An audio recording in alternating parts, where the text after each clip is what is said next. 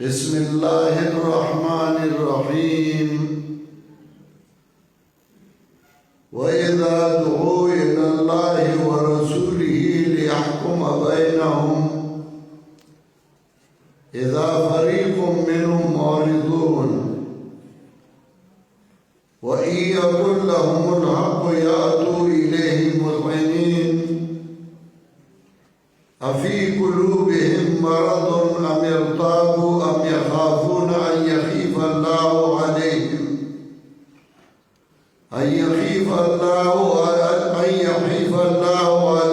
وَرَسُولُهُ بَلْ أُولَٰئِكَ هُمُ الظَّالِمُونَ۔ محترم مسلمان بھائیوں،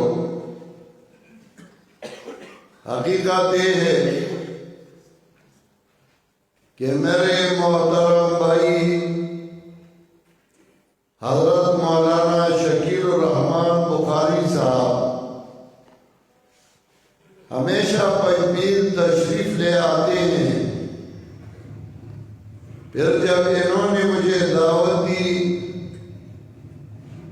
تو میں نے بخوشی قبول کی،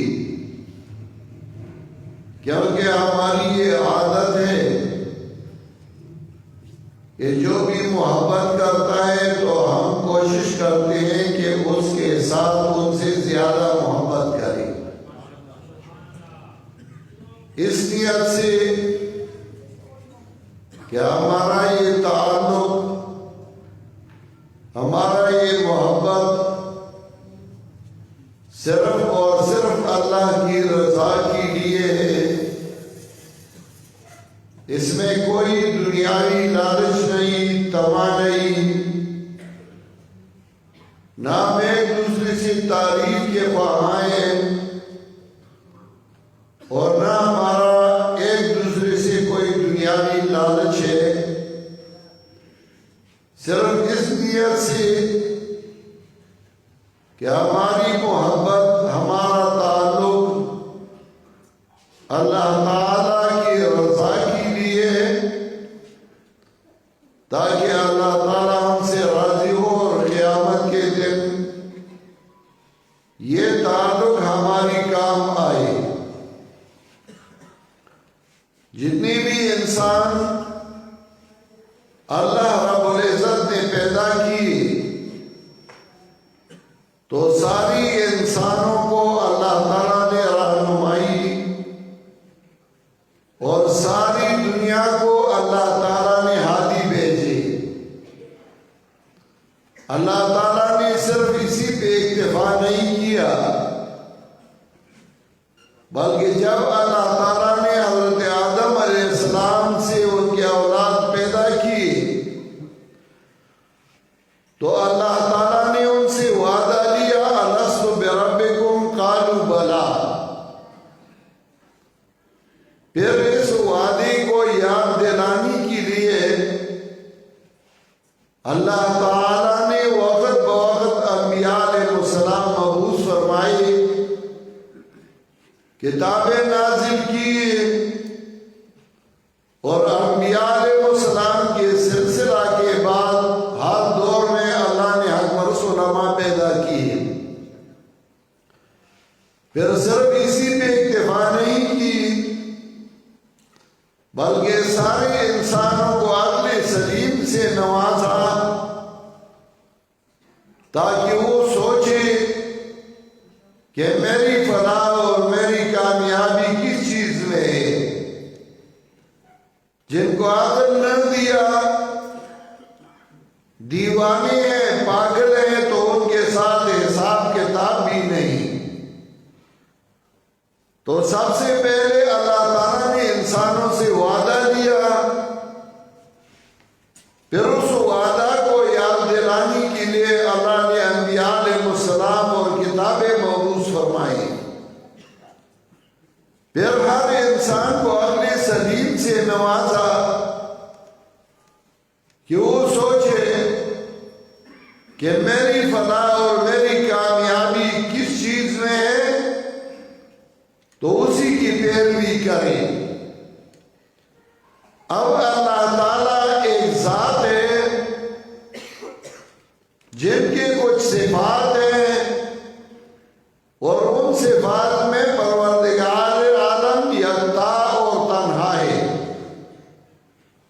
ان صفات میں اللہ تعالیٰ کے ساتھ کوئی سانجہ اور شریک نہیں۔ انسان مخلوق خواہ انبیاء علیہ السلام ہو، خواہ اولیاء کرام ہو، خواہ جنات ہو، ان کی بھی کچھ صفات ہیں۔ جب تک آپ ان صفات کو نہ پہچانیں تو آپ اپنے رب کو نہیں پہچان سکتے۔ کیا اللہ کی صفات کون سی ہیں؟ مخلوق کی صفات کون سی ہیں؟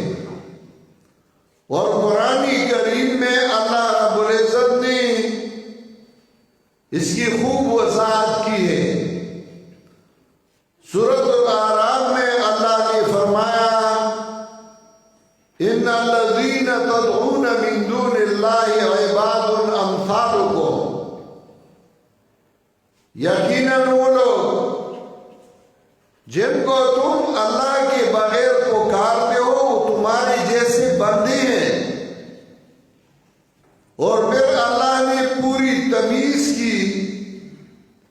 اللہ تعالیٰ نے بیان فرمایا الہم ارجل یمشون بہا،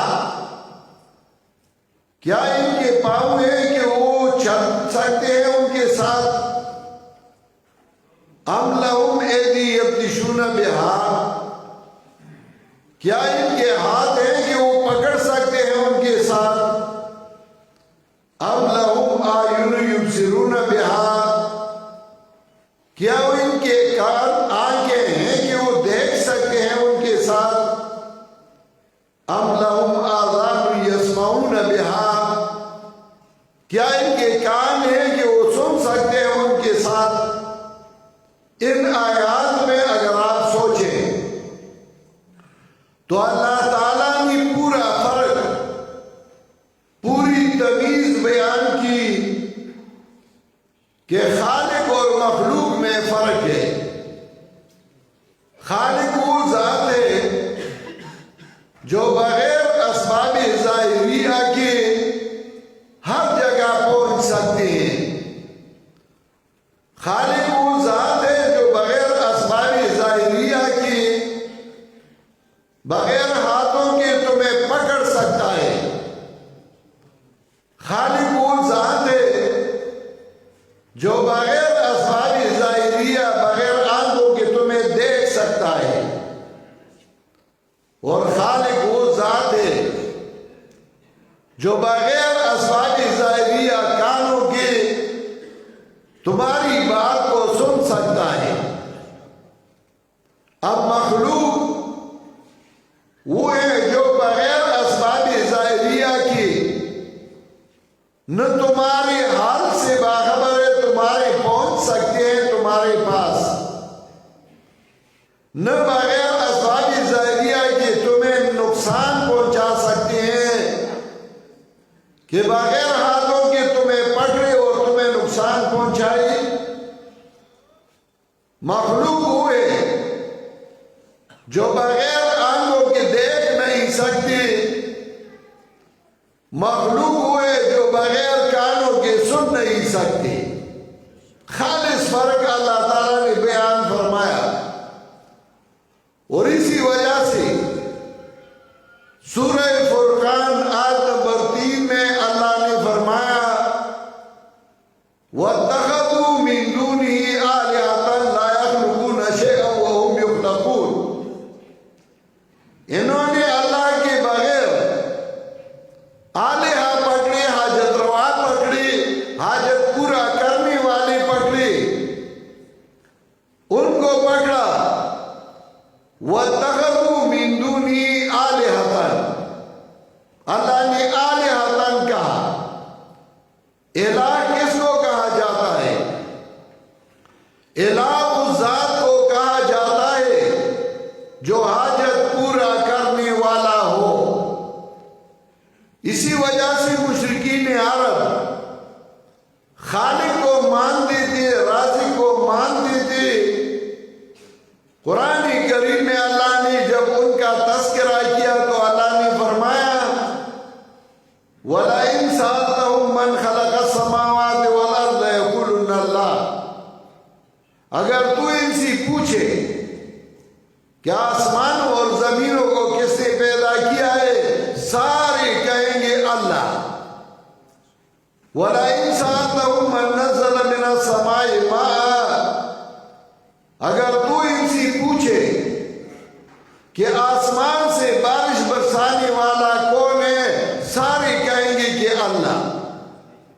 خالق کو مانتے تھے، نماز بھی پڑھتے تھے، خیرات بھی کرتے تھے، مساجد بھی بناتے تھے، لیکن وہ الہ کو ایک نہیں مانتے تھے۔ اور قرآن کریم میں اللہ نے سورہ صافات، سورہ مومن، سورہ اعراف، بہت ساری سورتوں میں اس کا تذکرہ کیا کہ جب ان کو یہ کہا جائے کہ الہ ایک ہے تو الہ ایک نہیں مانتے۔ کیوں؟ عرب جانتے تھے کہ الہ کس کو کہا جاتا ہے۔ لا الہ الا اللہ ہم کلمہ میں پڑھتے ہیں، لا الہ الا اللہ یعنی اللہ کے بغیر کوئی حاجت پورا کرنے والا نہیں۔ الہ پیرانی پیر جیلانی عبد القادر رحمت اللہ علیہ، جس کو پنجاب میں 11 والا پیر کہتے ہیں، ان کی کتاب ہے الفتح الربانی والفیض الرحمانی۔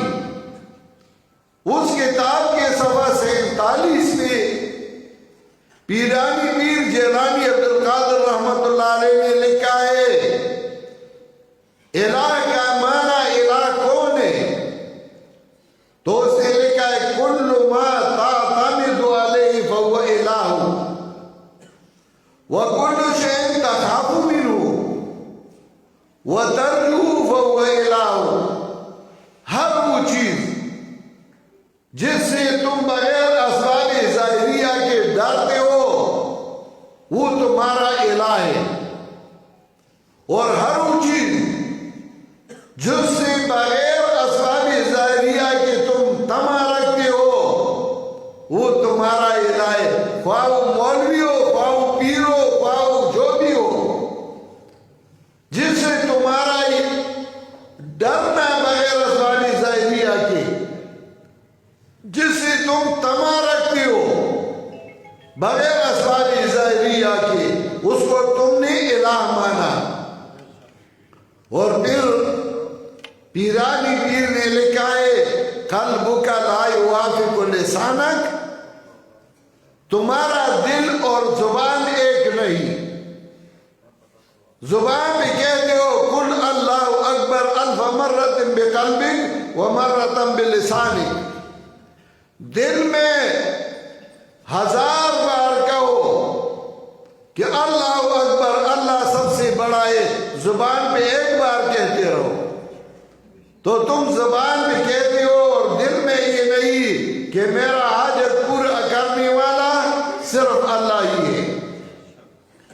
تو صرف اللہ حاجت پورا کرنے والا ہے، اور بغیر اسباب ظاہریہ کے حاجات پورا کرنے والا اللہ کے بغیر اور کوئی نہیں۔ اور قرآن کریم میں اللہ نے جگہ جگہ اس کا تذکرہ کیا۔ اللہ نے فرمایا جب جہنم میں جہنمی ڈالے جائیں گے تو بھی کہیں گے کہ ہم الہ نہیں مانتے تھے، ہم حاجت پورا کرنے والا صرف اللہ کو نہیں مانتے تھے، اسی وجہ سے ہمارا ٹھکانہ جہنم ہو گیا۔ لوگ تو کہتے ہیں کہ یہ اولیاء کو نہیں مانتے، ہم اولیاء کرام کے خاک پائیں، اولیاء کرام کو مانتے ہیں، لیکن ہمارا عقیدہ یہ کہ جتنے بھی اولیاء کرام ہیں، انبیاء علیہ السلام ہیں، سارے اللہ کے سامنے بے بس اور محتاج تھے۔ اور قرآن کریم میں اللہ نے اس کا تذکرہ کیا، یا ایھا الناس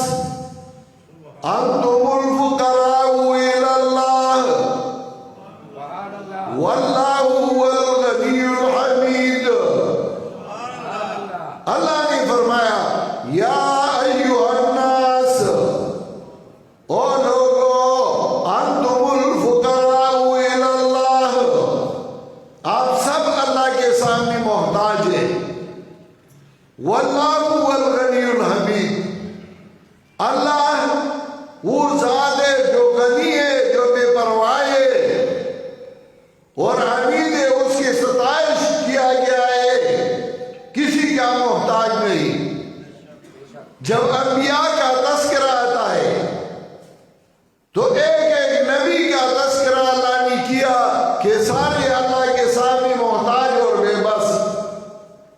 اللہ نے فرمایا وَأَيُّوبَ إِذْ نَادَىٰ رَبَّهُ أَنِّي مَسَّنِيَ الضُّرُّ وَأَنْتَ أَرْحَمُ الرَّاحِمِينَ. یاد کر ایوب علیہ السلام کو، وہ اللہ کے سامنے بے بس اور محتاج، ان کو تکلیف پہنچی ہے، بیمار ہے، تو اللہ کے سامنے بے بس اور محتاج ہے. حضرت یونس کا تذکرہ عرض کیا وَظَنُّونِ إِذْ ذَهَبَ مُغَاضِبًا فَظَنَّ أَن لَّن نَّقْدِرَ عَلَيْهِ فَنَادَىٰ فِي الظُّلُمَاتِ أَن لَّا إِلَٰهَ إِلَّا أَنتَ سُبْحَانَكَ إِنِّي كُنتُ مِنَ الظَّالِمِينَ. یاد کر یونس علیہ السلام کو، اللہ کے سامنے بے بس اور محتاج، مچھلی کے پیٹ میں. اس نے نہ کسی نبی کو پکارا، نہ کسی ولی کو پکارا. پکارتا ہے تو صرف اللہ کو پکارتا ہے، اور فرمایا اللہ الہ الا انت.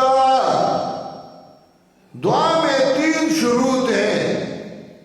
اسی وجہ سے حدیث میں آتا ہے کہ کامل دعا یونس تھا، کیونکہ دعا میں 3 شروط ہیں. جس سے مانگتے ہو اپنی حاجت کو اس کے پاس سمجھو. دوسرا ہے کہ اپنے آپ کو محتاج سمجھو. اور تیسرا یہ کہ جس سے مانگتے ہو اس کو بخیل نہ سمجھو. تو یونس علیہ السلام یہ تینوں شروط پوری کیے. پہلا شرط اللہ الہ الا انت، کوئی حاجت پورا کرنے والا نہیں اللہ آپ کے بغیر. میرے حاجت کو پورا کرنے والا اللہ صرف آپ ہی ہیں. نہ کوئی وکیل میرا حاجت پورا کر سکتا ہے، نہ کوئی ولی میرا حاجت پورا کر سکتا ہے، نہ کوئی نبی میرا حاجت پورا کر سکتا ہے. حاجت پورا کرنے والا صرف آپ ہی ہیں. اور دوسرا شرط سبحانک، اللہ تو پاک ہے بخل سے، اللہ تو پاک ہے کمزوری سے. اور تیسرا شرط انی کنت من الظالمین، میں ان لوگوں سے ہوں جن کے پاس اسباب نجات کم ہے. یہ مطلب نہیں کہ یونس علیہ السلام نے فرمایا میں ظالموں میں سے ہوں. معاذ اللہ پیغمبر ظالم نہیں ہو سکتا. انبیاء علیہ السلام معصوم ہے، ظالم نہیں ہو سکتے. ظلم یہاں مانا ہے کمی کرنا. جیسا کہ سورہ کاف آیت نمبر 33 میں اللہ نے فرمایا کِلْتَا الْجَنَّتَيْنِ آتَتْ أُكُلَهَا وَلَمْ تَظْلِمْ مِنْهُ شَيْئًا.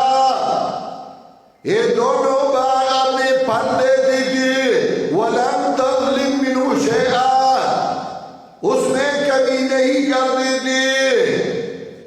تو اس کا مطلب یہ ہے یونس علیہ السلام نے فرمایا اللہ الہ الا انت سبحانک انی کنت من الظالمین. میں ان لوگوں میں سے ہوں جس کے پاس اسباب نجات کم ہے. میں اپنے آپ کو نجات دلانے والا نہیں، آپ کے سامنے بے بس اور محتاج ہوں. اللہ فرماتے فَاسْتَجَبْنَا لَهُ وَنَجَّيْنَاهُ مِنَ الْغَمِّ وَكَذَلِكَ نُنْجِي الْمُؤْمِنِينَ. میں نے فوراً اس کی دعا قبول فرمائی. اگر آپ یہ کہتے ہیں کہ وہ تو نبی تھا، اس کی دعائیں قبول ہوتی تھی، ہم تو گناہگار ہیں ہماری دعا قبول نہیں ہوتی، تو اللہ نے فرمایا وَكَذَلِكَ نُنْجِي الْمُؤْمِنِينَ. كَذَلِكَ اشارہ قاعدہ مستمرہ کو.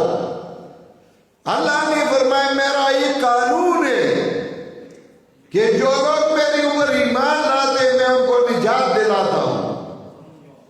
حضرت زکریا علیہ السلام کا بیٹا نہ تھا, 100 سال کی عمر تھی, بیوی کی عمر 80 سال تھی, بیٹی کی ضرورت محسوس ہوئی تو زکریا علیہ السلام فرمانے لگے وَزَكَرِيَّا إِذْ نَادَىٰ رَبَّهُ رَبِّ لَا تَذَرْنِي فَرْدًا وَأَنتَ خَيْرُ الْوَارِثِينَ. یاد کر حضرت زکریا کو, اس کو بیٹی کی ضرورت پڑی, اللہ کے سامنے محتاج رو رو کی کہنے لگا اللہ مجھے بیٹا دے. اللہ فرماتے فَاسْتَجَبْنَا لَهُ وَوَهَبْنَا لَهُ يَحْيَىٰ وَأَصْلَحْنَا لَهُ زَوْجَهُ إِنَّهُمْ كَانُوا يُسَارِعُونَ فِي الْخَيْرَاتِ وَيَدْعُونَنَا رَغَبًا وَرَهَبًا وَكَانُوا لَنَا خَاشِعِينَ. سارے انبیاء مجھے پکارتے تھے. اللہ نے فرمایا إِنَّهُمْ كَانُوا يُسَارِعُونَ فِي الْخَيْرَاتِ وَيَدْعُونَنَا رَغَبًا وَرَهَبًا وَكَانُوا لَنَا خَاشِعِينَ. اللہ نے فرمایا سارے مجھے پکارتے تھے, سارے میرے سامنے بے بس اور محتاج تھے اور میرے سامنے عاجز تھے. جب انبیاء علیہ السلام اللہ کے سامنے محتاج, کسی پیر و فقیر کی کیا مجال, کیوں محتاج نہ ہو. کچھ لوگ کہتے ہیں جب آپ ان سے پوچھیں تمہارا پیر نماز نہیں پڑھتا تو کہتے ہیں ہماری پیر روحانی شکل میں کعبہ جاتا ہے, ادھر نماز پڑھتا ہے, اور نماز نہیں پڑھتے. تو کسی دن آپ اس تالا لگا لیں, اس کو کہیں کہ روحانی شکل میں تو جاتے ہیں نماز پڑھنے کے لیے کعبہ, اب روحانی شکل میں واش روم بھی جائیں گے, پھر پتہ لگے گا. یہ ویسے آپ لوگوں کو دھوکے دے رہے ہیں. تو میں عرض ہی کر رہا تھا کہ خالق اور مخلوق میں فرق ہے. مخلوق وہ ہے جو محتاج ہے, خواہ انبیاء علیہ السلام ہو اللہ کے سامنے بے بس اور محتاج, خواہ انبیاء کرام ہو اللہ کے سامنے بے بس اور محتاج ہے. اور خالق وہ ذات ہے جو کسی کا محتاج نہیں. اب اگر آپ مخلوق کو خالق کے صفات سے نوازے تو ان کو آپ نے اللہ تعالیٰ کی صفات دی, ان کو آپ نے الہ سمجھا, الہ مانا, اور اسی کو شرک کہا جاتا ہے. اب جب کوئی بندہ شرک کرے اس کا نکاح ٹوٹ گیا, اولاد حرامی پیدا ہوتے ہیں اور کوئی عبادت پر قبول نہیں ہوتی. عرض یہ کر رہا تھا کہ شرک سے اپنے آپ کو بچاتے رہو, اور اس کا علاج ہے کہ آپ اللہ کی کتاب کو سمجھو.